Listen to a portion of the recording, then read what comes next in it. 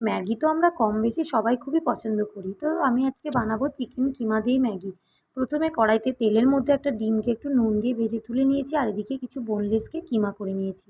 তারপর তেলের মধ্যে পেঁয়াজ কুচি, আদা রসুন কুচি, টমেটো কুচি দিয়ে ভালো করে নাড়াচাড়া করে, সামান্য নুন দিয়ে ভালো করে নাড়াচাড়া করে অল্প জল দিয়ে দেবো মশলাটা সেদ্ধ হওয়ার জন্য।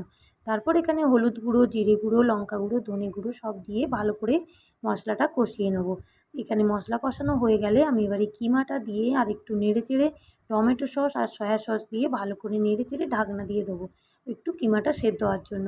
দেখবেন এখানে জল ইউজ না করলেও চলবে, কেন কিমা রেডি হয়ে যাবে। তারপর কিমাটা হয়ে গেলে আমি এখানে পরিমাণ মতো জল দিয়ে ম্যাগি দিয়ে দেবো, দিয়ে ফুটতে বসিয়ে দেবো। 5 থেকে 10 মিনিট ফুটে গেলেই তো ম্যাগি হয়ে যাবে। তারপর আমি নামানোর সময় ম্যাগি মশলা আর এই ডিমটা দিয়ে টমেটো সস দিয়ে ভালো করে নেড়েচেড়ে গরম গরম পরিবেশন করুন এই কিমা ম্যাগি।